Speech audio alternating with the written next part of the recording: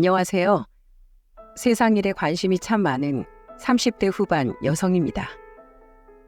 낯선 남녀가 만나 결혼을 하고 자식을 낳아 가정을 이루어가는 과정이란 참 경이로운 것 같습니다. 자식은 또 자식을 낳고 그렇게 한 세대가 바뀌어가며 세월이 흘러가죠. 하지만 반대로 이루어짐이 있으면 사그라듦 또한 존재합니다. 저는 완전한 한 가정이 차츰 소멸해가는 모습을 옆에서 지켜보았어요. 바로 저희 시댁에 관련된 이야기죠. 전 지금부터 그 안타깝고 슬펐던 과정을 이야기해보고자 합니다. 동갑내기였던 저와 남편은 2년간의 연애 끝에 웨딩마치를 올렸어요. 요즘 젊은 분들이 많이 결혼하는 나이보다 조금 이른 28살의 말이죠.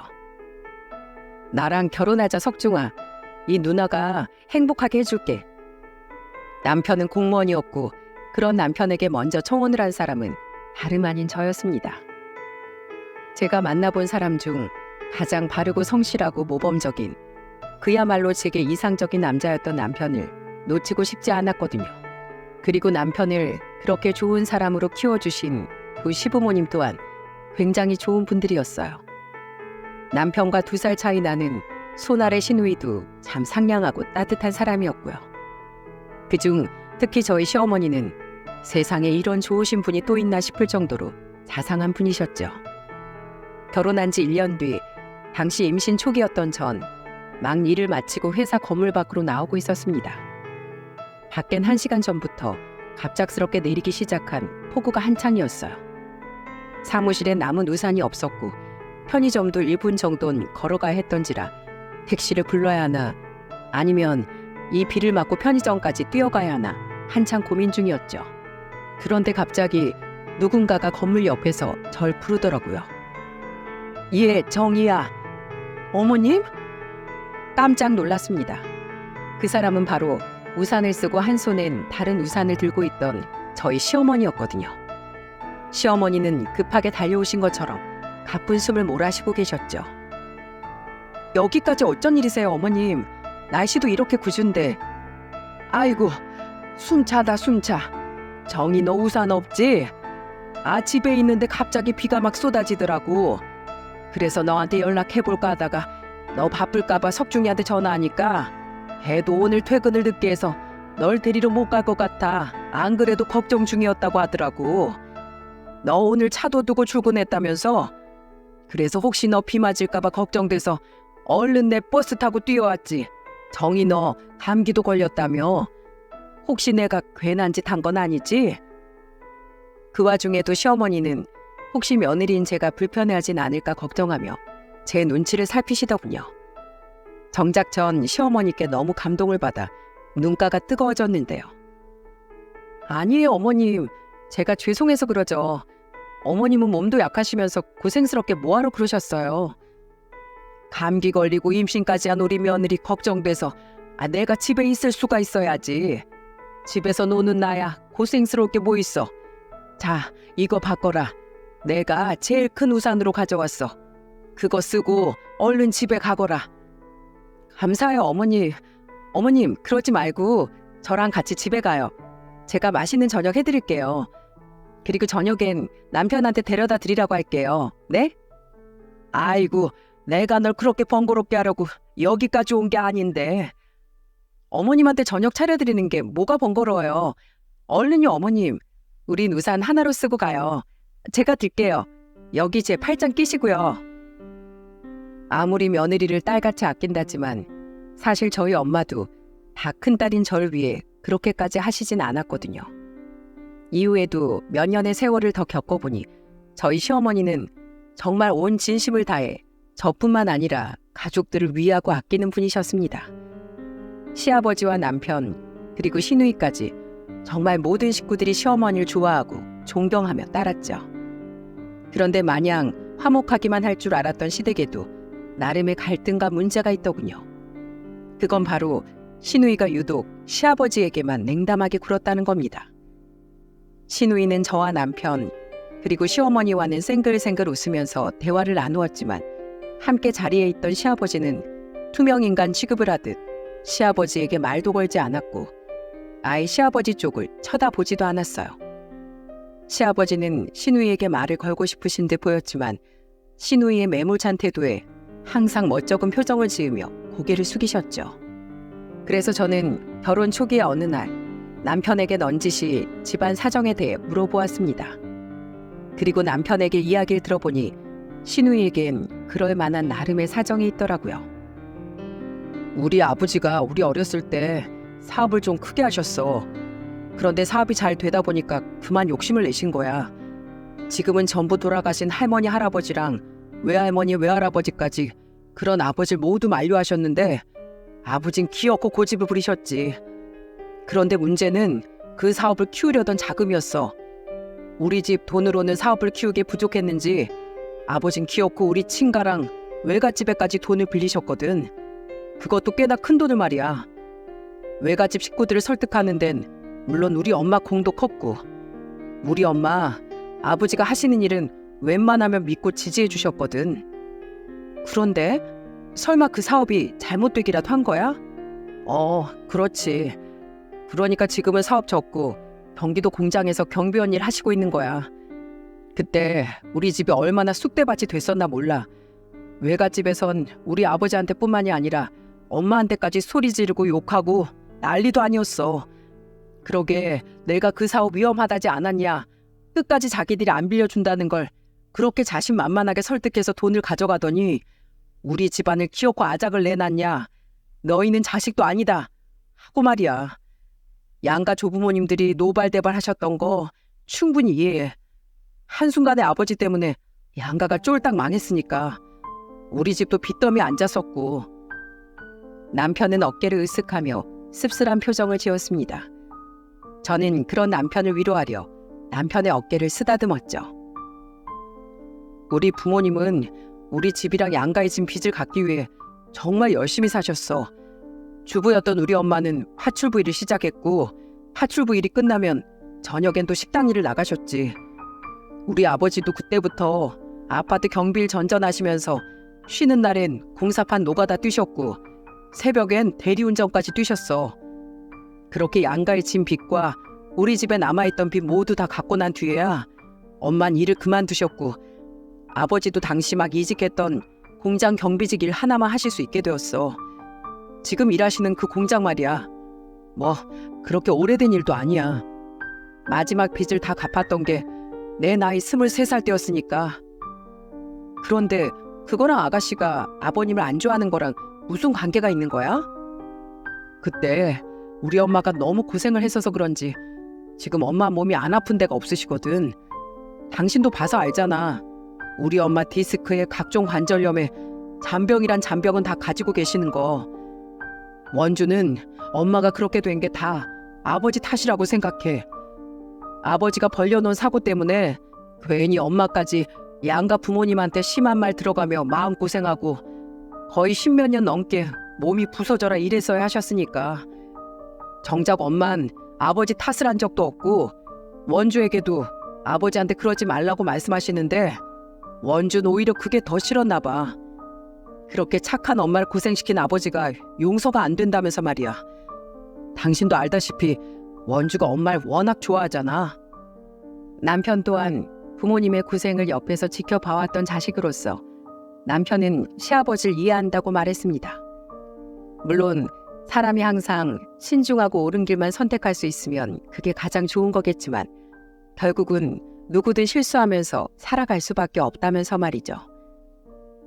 아버지는 자신이 벌인 일을 어떻게든 수습하고 가족들에게 속죄하려고 정말 최선을 다해 사셨어. 아버지 원주에게 단 한 번도 화를 내신 적이 없어. 오히려 전부 아버지 당신이 저지른 잘못 때문에 자식이 아버지를 미워하게 만들었다며 자책하고 계시지. 그 착한 애가 부모를 미워하기까지 얼마나 자기 마음에 생채기를 냈겠냐며 말이야. 난 아버지도 원주도 모두 이해가 가. 그래서 더 안타까워. 두 사람을 화해시켜주고 싶은데 엄마도 나도 그게 참 쉽지가 않네. 제가 그 이야기를 들은 지 얼마 지나지 않아 신우이는 결혼을 하게 되었습니다. 제가 결혼한 지 2년 뒤의 경사였죠. 다행히 심해부는 좋은 사람이라 시아버지께 잘하려고 노력했지만 매번 신우이가 눈치를 줬던 터라 결국 시아버지와 가깝게 지내는 데는 실패를 한 모양이더라고요. 그렇게 우리 시댁은 비록 약간의 문제를 가지고 있긴 했지만 시어머니를 중심으로 끈끈하게 묶여 있었습니다. 하지만 시댁의 불안한 평화는 그리 오래 가지 못했어요. 그 평화를 힘겹게 유지시키던 시어머니가 그만 암에 걸리시고 말았거든요. 그리고 시어머니는 암과의 치열한 싸움 끝에 결국 힘겹게 눈을 감으셨습니다. 제가 결혼한 지 고작 5년 뒤에 말이죠. 시댁 식구들은 모두 비통에 빠졌습니다. 시댁에 불어닥친 큰 불행은 시댁 식구들 모두를 큰 슬픔으로 몰아넣었죠. 그리고 결국 시어머니 장례식에선 슬픔에 빠지다 못해 분노에 이른 시누이 때문에 한바탕 소란이 벌어지고 말았어요. 당시 3살배기 아들은 잠시 가족 대기실에 재워놓고 저와 시댁 식구들은 모두 입간식을 다녀왔어요. 그리고 다시 빈소로 향하던 길에 시누이는 눈물을 흘리며 시아버지에게 갑자기 소리를 질렀습니다. 시어머니의 마지막 모습을 보고 나오는 길이라 그런지 시누이는 평소보다 더 격앙돼 있는 것 같았죠. 엄마가 저렇게 돌아가신 건 다 아버지 때문이에요. 아버지 때문에 고생만 하다가 엄마가 저런 몹쓸병에 걸린 거라고요. 아버지가 그때 그렇게 사고만 치지 않았어도 우리 엄마 평생 꽃처럼 곱고 예쁘게 살다 갔을 거예요. 어떻게 책임지실 거예요? 네? 우리 엄마 다시 살려내요. 살려내시라고요. 아가씨, 이게 아버님 잘못은 아니잖아요. 아버님도 힘드실 텐데 여기서 이러지 마세요. 우선 진정하고 안으로 들어가요, 우리. 네? 이제 새언니까지 아버지 편드는 거예요? 오빠 따라서요? 새언니, 저 사람은 그럴 가치가 없는 사람이에요. 자기 아내 고생만 시키다 결국 암에 걸려 세상을 떠나게 만든 모렴치한 나쁜 인간이라고요. 시누이는 거의 악을 쓰며 울부짖더군요. 시아버지는 그런 시누이 앞에서 고개를 푹 숙이고 흐느끼기만 하셨죠. 그런데 그때였어요. 그만 못해? 대체 아버지께 뭐 하는 짓이야? 바로 남편이 난생 처음 시누이의 뺨을 때리고 만 겁니다. 남편 또한 울어서 벌개진 눈을 하고 있었으면서도 시누이를 향해 화난 표정을 감추지 못했어요.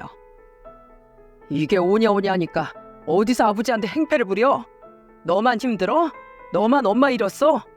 지금 제일 힘든 사람이 바로 아버지야. 그런 아버지한테 위로는 못 해드릴 망정 너 정말 왜 그래?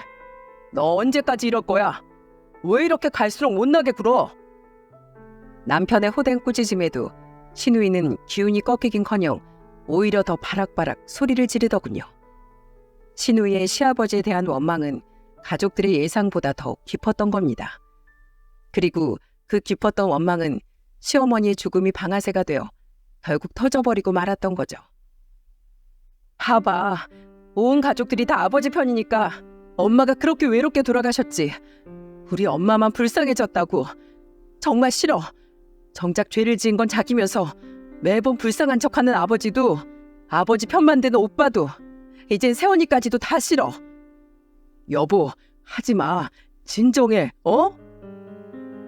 이 갑작스런 상황에 심해부 또한 가운데서 이러지도 저러지도 못하고 시누이에게 그만하라는 말만 반복하며 곤란해하고 있었습니다.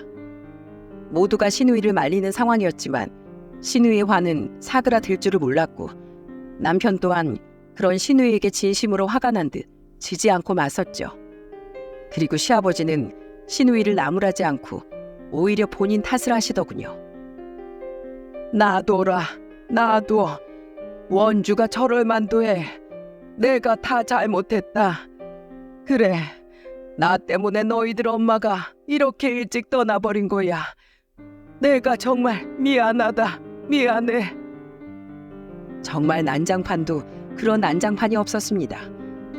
그날만 생각하면 아직도 머리가 아찔해요. 그래도 어떻게든 저와 시매부가 남편과 시누이를 어르고 달래 우리는 시어머니의 장례를 무사히 마칠 수 있었어요. 하지만 시누이는 결국 또 다른 충격을 우리에게 안겨주었죠.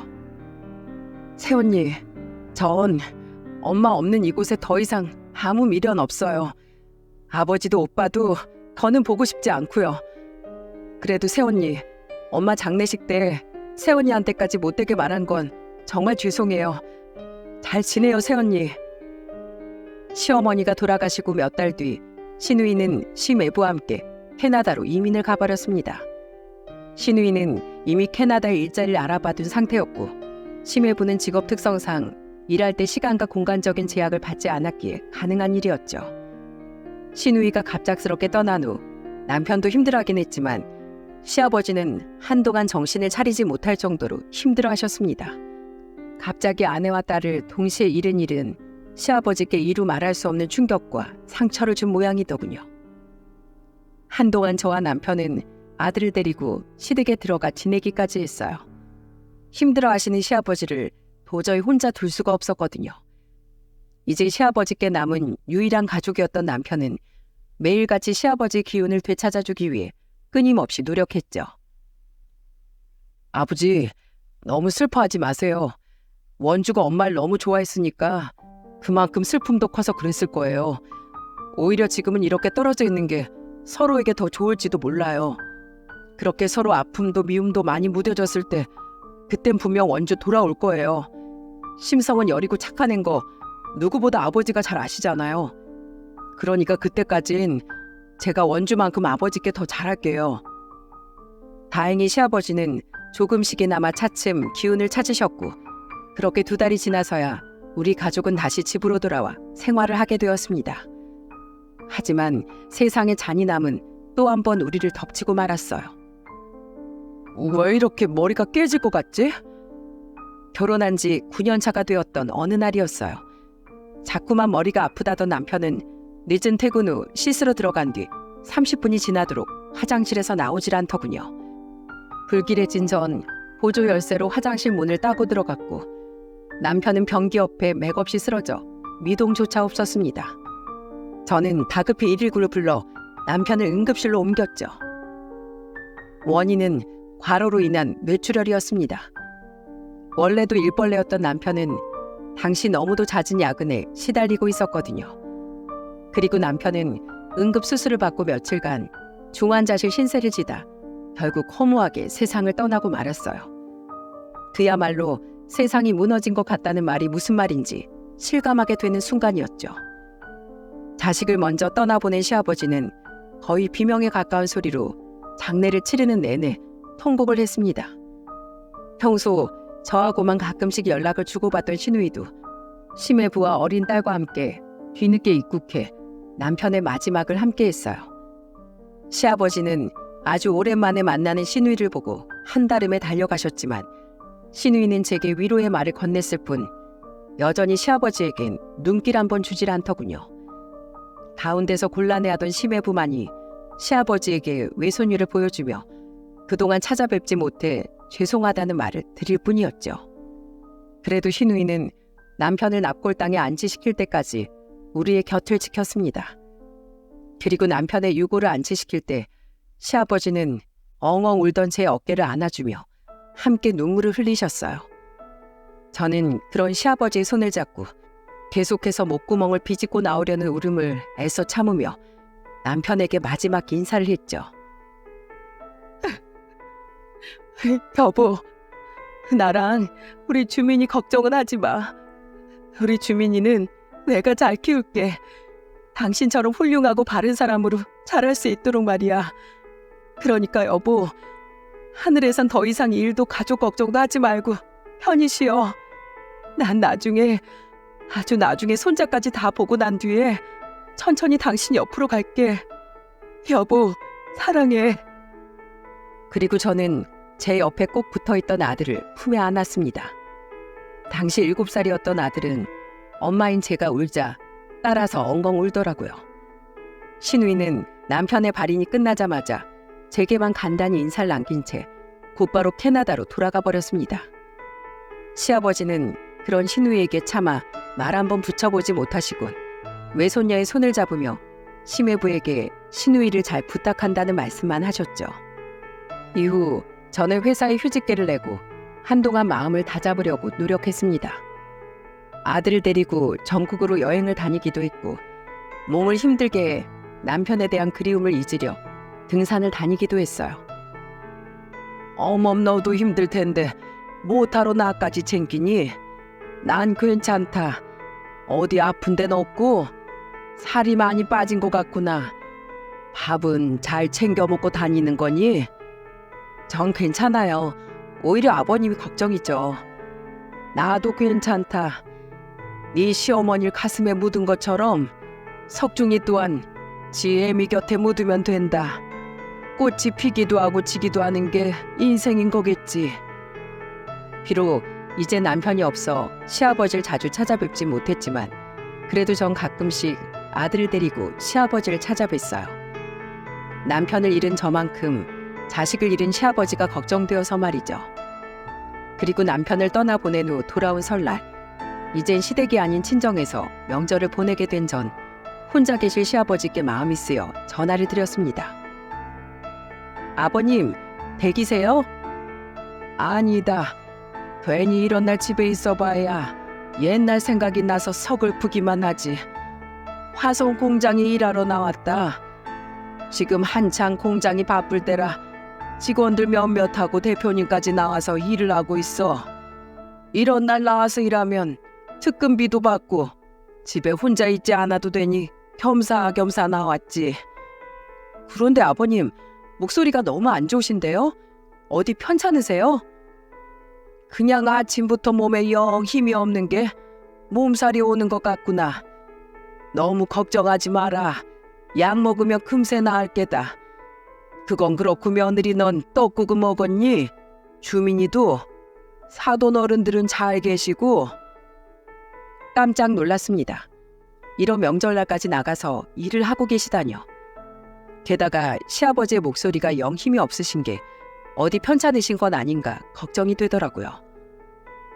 네, 아침에 오빠들이랑 새언니들이랑 다 같이 먹었어요. 저희 부모님도 잘 계시고요. 아버님은요? 식사는 좀 하셨어요? 명절 음식 같은 건 아무것도 못 드셨죠? 이제 혼자인 늙은이가 명절이 다 무슨 소용이겠니? 그냥 출근하기 전에 대충 먹었다. 그럼 아버님, 제가 음식 좀 싸서 아버님 계신 공장으로 갈게요. 아무래도 아버님이 걱정돼서 제가 직접 뵙는 게 좋을 것 같아요. 저는 통화를 마치고 엄마에게 부탁을 드려 갖가지 나물과 전을 보온통엔 탕국을 쌌습니다.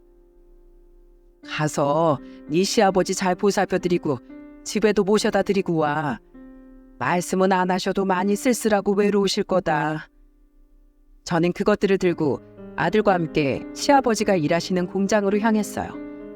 아들은 오랜만에 할아버지를 본다는 생각에 신이 나 있었죠. 할아버지 오랜만에 뵈러 가니까 좋지 주민아? 거기 가서 할아버지 보자마자 꽉 안아드려. 그럼 할아버지가 엄청 좋아하실 거야. 하지만 공장 정문 앞에 주차를 하던 전 눈앞에 펼쳐진 광경에 차마 말을 잇지 못했습니다. 주차장에서 조금 떨어져 있는 공장 입구 옆엔 시아버지께서 계신 경비실이 보였는데 그 앞에서 소란이 일어나고 있었거든요. 이봐 김씨, 일 똑바로 안 해? 소란의 주인공은 다름 아닌 작업복을 입은 등치 큰 남자 직원과 저희 시아버지였습니다.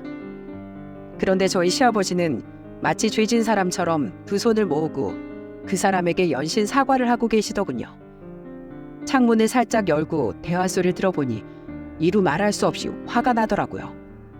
그리고 저는 직업 정신이 발동해 그 모습을 전부 동영상으로 촬영하기 시작했어요. 김씨, 내가 인사 똑바로 하라고 했지? 어딜 직원이 지나가는데 엎드려서 잠을 쳐자고 있어? 어디서 농땡이를 치고 있냐고? 이거 나이도 먹을 대로 먹은 양반이 돈을 꽁으로 벌려고 하네. 김씨, 이렇게 대충 일할 거면 그냥 때려치워.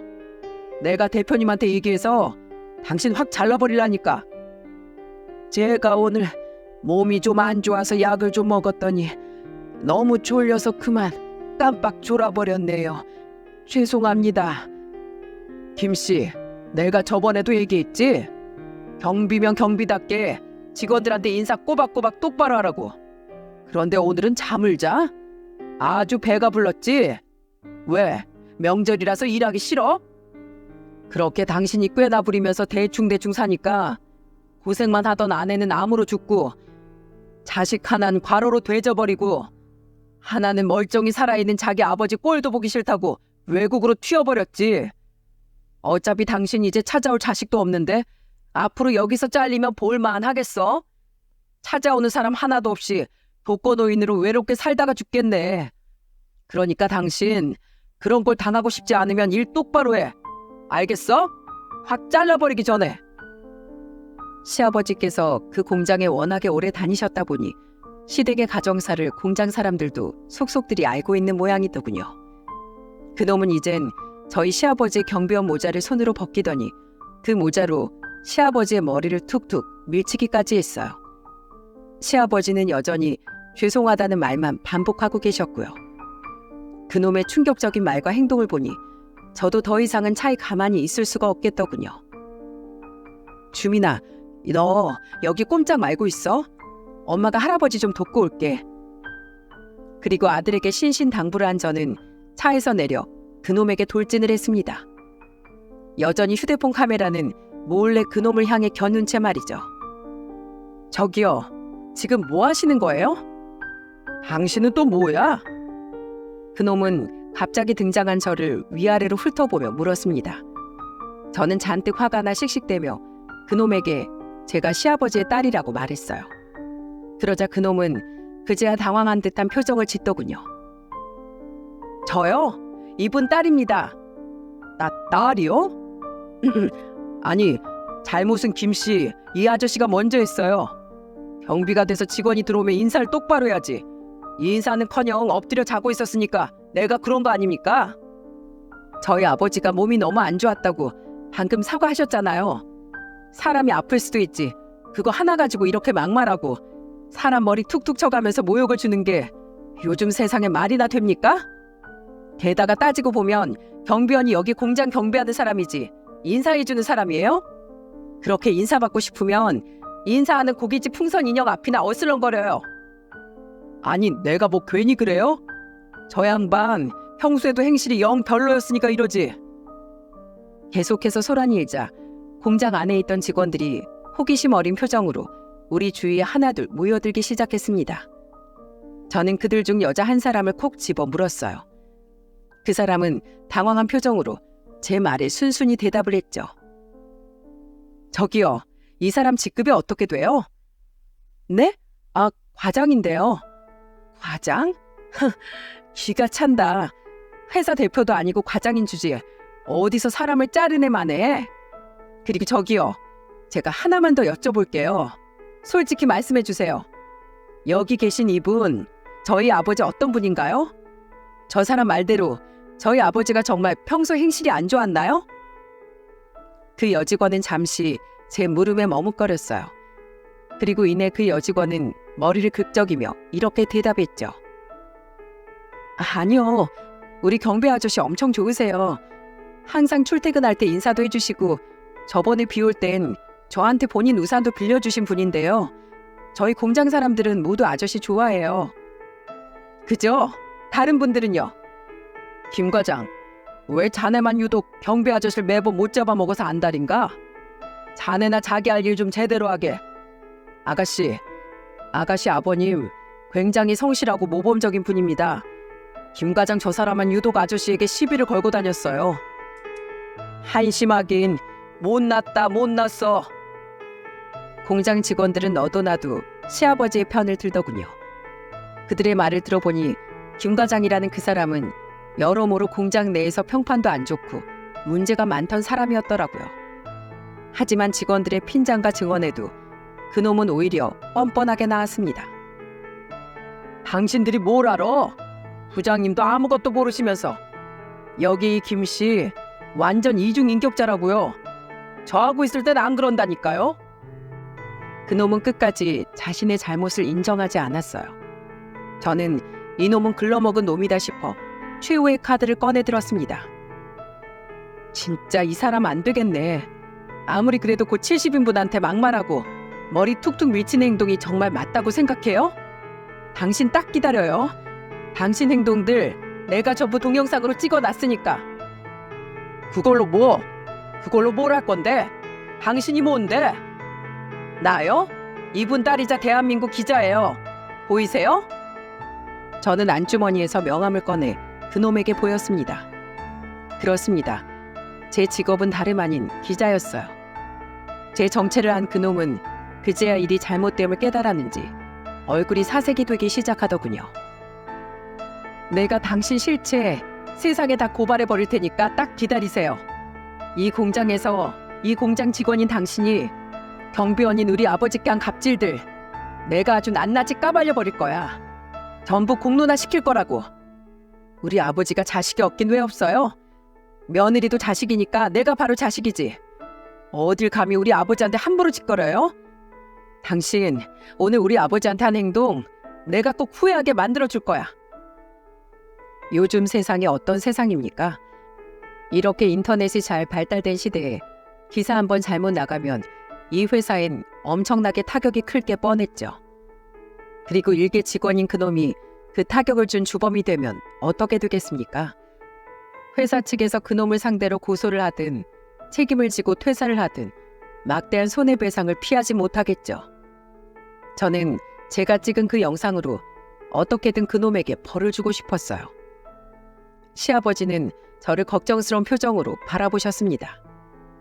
저는 그런 시아버지께 마음 놓으시라고 말씀드리곤 직원들에게 물어 곧장 3층 대표실로 향했어요. 아까 시아버지와 통화할 때 이 회사 대표도 출근했다는 말을 들은 게 기억이 났거든요. 저는 대표실 문을 벌컥 열어젖혔고 사무 업무를 보고 있던 대표란 사람은 그런 저를 보며 굉장히 놀랐습니다. 그러고 보니 낯이 익은 것도 같은 게 생각해보니 저희 시어머니 장례식 때도 남편의 장례식 때도 항상 조문을 오셨던 분이더라고요. 안녕하세요 대표님. 저 경비원 김철남 씨 며느리 되는 사람입니다. 아, 네. 여기는 어쩐 일로? 대표는 바깥의 소란을 전혀 모르는 눈치였어요. 저는 대표에게 방금 전 찍은 동영상을 보여주었습니다. 그 동영상을 보던 대표의 표정은 점점 굳어졌어요. 그리고 동영상이 끝났을 때 저는 대표에게 이렇게 말했죠. 대표님, 이 회사가 요즘 매출도 많이 늘고 그만큼 공장 규모도 커졌다죠? 그런데 그만한 회사에서 대체 직원 관리를 어떻게 하는 겁니까? 네? 이 김 과장이란 사람 정말 미친 거 아니에요? 어떻게 이제 막 자식을 잃은 사람한테 아버지 때문에 자식이 그렇게 세상을 떠났다는 말을 할 수 있나요? 경비원은 이 회사, 이 공장 직원 아닌가요? 그리고 몸이 안 좋은데도 명절에 나와서 일하고 있는 저희 아버지한테 뭐요? 농땡이를 피워? 잘리기 싫으면 똑바로 하라고요? 여기 이 회사는 과장이 사람을 자르고 붙입니까? 이 사람이 김 과장이라고요? 그래요. 거기 영상에 다 나와 있잖아요. 직원 교육을 대체 어떻게 시키신 겁니까?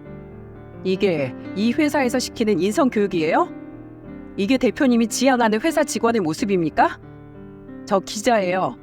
대표님의 마인드가 정말 이런 거라면 저 있는 그대로 솔직하게 기사 작성해서 이 영상이랑 같이 올릴 겁니다. 대표는 굉장히 난처한 표정을 지었어요.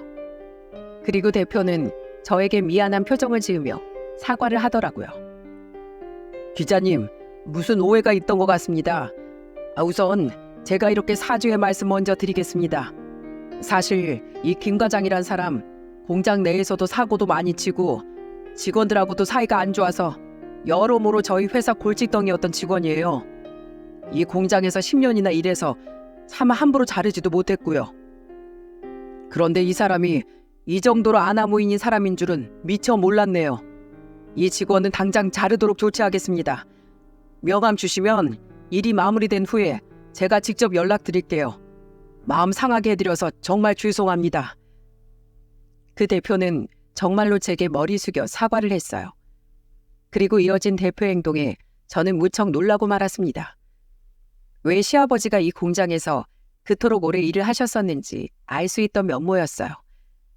대표는 제게 정중하게 따라와 달라고 부탁하더니 계단을 내려가 다시 바깥 경비실 앞에 시아버지에게로 향하더군요. 아이고, 대표님, 왜 이러십니까? 그리고 대표는 저희 시아버지에게 허리를 90도 가까이 숙여 사과를 했습니다. 시아버지는 굉장히 당황한 표정으로 그런 대표를 말렸지만 그 대표는 한동안 허리를 고추 세울 생각을 하지 않았죠. 정말 죄송합니다, 아저씨. 그동안 김 과장 저 사람이 아저씨한테 이랬던 적이 한두 번이 아니었다면서요. 왜 저한테 한 번도 말씀을 안 하셨어요? 아유, 제가 그런 말씀드리면 가뜩이나 눈코 뜰 새 없이 바쁜 대표님만 곤란하실 거 아닙니까? 대표님이 저한테 그동안 얼마나 잘해주셨는데요.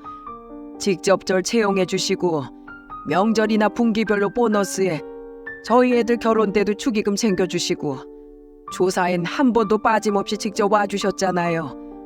그런 대표님 공장에 괜한 분란 일으키기 싫었습니다. 시아버지는 대표란 분을 무척이나 좋아하셨던 모양이더군요. 시아버지의 말씀을 들어보니 과연 그럴만 하더라고요. 그리고 그런 사려 깊은 시아버지의 말에 대표는 복잡한 표정을 짓더니 이내 시아버지를 보며 이렇게 말했습니다. 제가 우리 회사를 진정으로 위해주는 직원이 누군지 여태껏 제대로 알지 못했군요. 김 과장은 어차피 문제가 많던 직원이었으니까 제가 오늘부로 바로 자르도록 하겠습니다. 죄송합니다, 아저씨. 제가 다시 한번 허리 숙여서 이렇게 사과드릴게요. 그런 게 어딨어요, 대표님? 제가 대표실로 간 후 겁에 질려 계속 바깥에서 제가 나오길 기다렸던 김 과장은 대표의 말에 기겁을 하며 대표를 불렀습니다. 하지만 대표는 그놈을 싸늘하게 노려볼 뿐 그놈에겐 아무런 말도 하지 않았죠. 대표님, 제가 이 회사에 10년이나 몸을 담았는데 어떻게 그런 절 이렇게 자르실 수 있습니까? 저기 기자님, 제가 잘못했습니다. 기자님 아버님께 제가 너무 무례했어요. 제발 저희 대표님 좀 설득시켜주세요. 김씨, 아니 아저씨, 아니 선생님, 제가 너무 융통성이 없었던 것 같습니다. 그 모자로 제 머리를 아예 그냥 냅다 후려치세요. 저 같은 놈은 맞아도 쌉니다. 그러니까 제발 따님하고 대표님한테 뭐라고 말씀 좀 해주세요. 네? 그놈은 대표가 자신의 말을 들어주지 않자 이젠 저와 시아버지에게까지 악어의 눈물을 보이며 애원을 하더군요. 하지만 아버지와 대표는 그놈을 무시했고 직원들은 그놈을 보며 수군댈 뿐 아무도 그놈 편을 들어주려 나서는 이가 없었어요. 그리고 저는 그놈에게 딱 한마디를 남겼죠. 이 인생은 실전이야, 이 자식아. 이후 대표는 저에게 얼른 시아버지를 모시고 병원부터 가라고 말했습니다. 시아버지 옷은 한겨울인데도 불구하고 땀으로 흥건했거든요. 저는 대표에게 인사를 한 후 시아버지를 모시고 곧장 병원으로 향했습니다. 응급실에 도착해서 보니 시아버지의 열은 거의 39도에 가까울 정도로 높아져 있었죠. 엄마, 할아버지 괜찮으실까? 혹시 할아버지도 큰 병에 걸리신 건 아니겠지? 아들은 먼저 세상을 떠난 시어머니와 남편을 떠올렸는지 겁먹은 목소리로 묻더라고요. 저는 그런 아들을 꼭 안아주며 안심을 시켰죠. 아니야, 그냥 단순한 감기 몸살이시래. 그러니까 주민아, 할아버지 빨리 나으시게 할아버지 손 꼭 잡아드리면서 할아버지 빨리 나으세요 라고 말씀드려. 약을 처방받고 나온 저는 시아버지를 시댁까지 모셔다 드렸어요. 뭐가 그렇게 미안한 건지 시아버지는 연신체게 미안하다는 말을 하시더군요. 저는 그런 시아버지를 방에 눕혀드리며 시아버지의 손을 잡고 말했어요. 앞으로 아프시면 절 부르세요, 아버님. 저도 아버님 자식이잖아요. 한 이틀 푹 쉬면 괜찮아질 거라고 병원에서 말했으니까 아무것도 하지 말고 누워서 푹 쉬세요. 대표님도 모레까지 쉬라고 말씀하셨으니까요. 아셨죠? 제가 죽 끓여놓고 갈 테니까 죽 드시고 제가 싸운 도시락은 내일 저랑 같이 먹어요. 내일 저 또 올게요. 저는 시아버지가 잠드는 모습까지 본 후에야 아들을 데리고 시댁에서 나왔습니다. 시댁을 나올 때 거실 탁자에 저희 부부의 결혼식 앨범이 펼쳐져 있는 걸 봤어요. 혼자 남은 이 집에서 행복했던 지난 날을 홀로 추억하며 앨범을 보고 계셨을 시아버지를 생각하니 마음이 아파 눈물이 나오려던 걸 겨우 참았죠. 친정에 가자마자 부모님은 시아버지의 안부를 물으며 걱정을 하셨습니다. 저는 두 분께 그날 있었던 자초지종을 전부 설명드리며 제가 결심한 한 가지를 말씀드렸어요. 엄마, 아빠, 저 앞으로 명절 당일엔 주민이 데리고 시댁으로 갈게요. 어차피 여긴 명절 전날부터 오빠들이랑 새언니들이 다 와 있잖아요. 시아버지한텐 이젠 저랑 주민이밖에 없고요. 부모님은 제 말에 잘 생각했다며 절 칭찬해 주셨습니다. 딸 자식 한번 자신들이 바르게 잘 키웠다며 말이죠. 그래서 전 이번 추석에도 명절 음식을 만들어 시댁에 가려고 합니다. 시아버지껜 추석엔 일을 나가지 마시라며 신신당부를 해두었죠. 안 간다, 안 가. 우리 며느리랑 손잡아야지. 알겠어요, 아버님. 요새 일은 어떠세요? 또 누가 못살게 구는 사람 없으세요? 있으면 말씀만 하세요. 제가 아주 요절을 내버릴 테니까. 아이고야, 됐다. 내 며느리 무섭다는 소문이 옆 공장에까지 났어.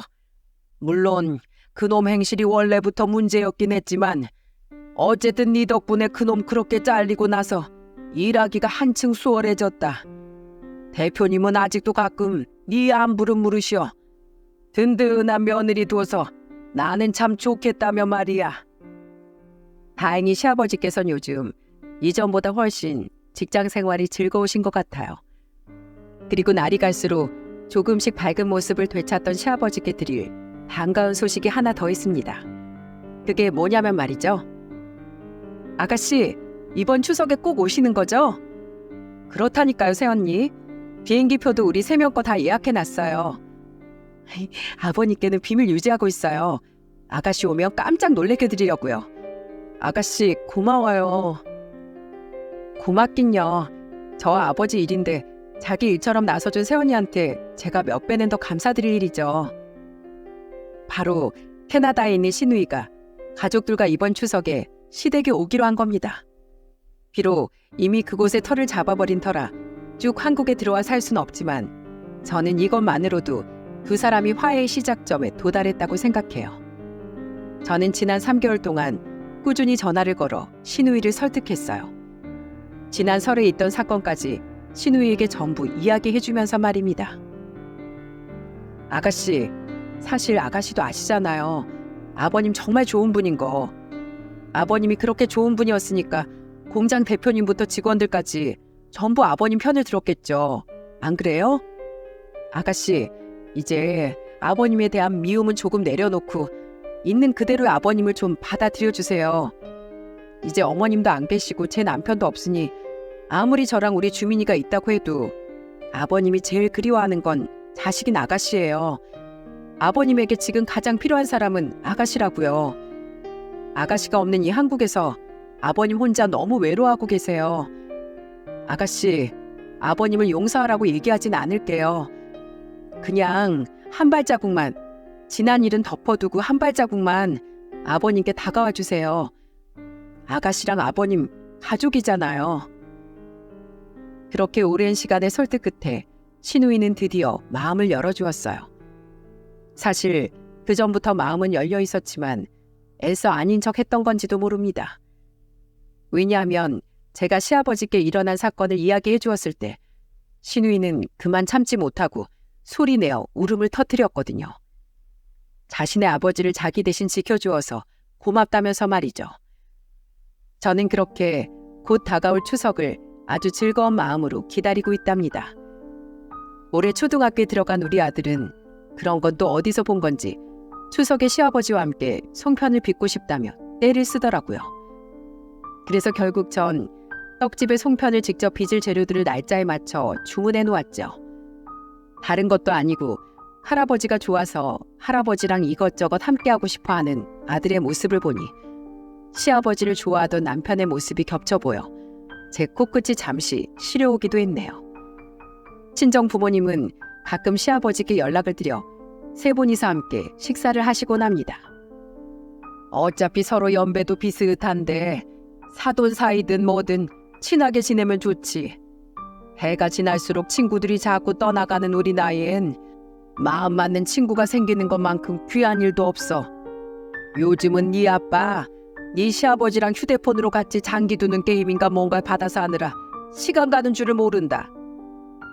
저희 부모님은 며느리인 제가 채워드릴 수 없는 시아버지의 공허한 부분을 대신 채워주고 계세요. 그런 부모님께 참 감사하기도 하고 성품 좋은 세 분이 사이좋게 어울리시는 모습을 보면 마음 한구석이 흐뭇해지기도 합니다. 이제 제가 시아버지께 마지막으로 해드릴 역할은 시누이와의 관계 회복을 위한 도움이 정도겠죠. 그리고 저의 그런 모습을 분명 시어머니와 남편이 하늘에서 기쁘게 바라보고 있을 거라고 전 생각해요. 저는 앞으로 아들을 남편만큼 훌륭한 사람으로 키워낼 수 있는 엄마로서의 삶과 세상의 불합리한 일들을 지금처럼 많은 이들에게 알릴 수 있는 정직한 기자로서의 삶을 이어가려고 합니다. 그렇게 저는 제 지난 인생을 되돌아보고 앞으로의 자신을 채찍질하기 위해 이렇게 사연을 보내게 되었어요. 여러분께서도 그런 제 삶을 응원해 주시길 간곡히 부탁드립니다. 그리고 여러분 모두 영원한 듯 영원하지 않은 가족의 품속에서 지금의 행복을 마음껏 누리시고 후에 후회할 일이 생기지 않게 지금 이 순간 최선을 다해 가족들을 사랑하셨으면 좋겠네요. 그럼 다가오는 추석 모두 즐겁게 보내시길 바라며 저는 이만 사연을 마무리하도록 하겠습니다. 감사합니다.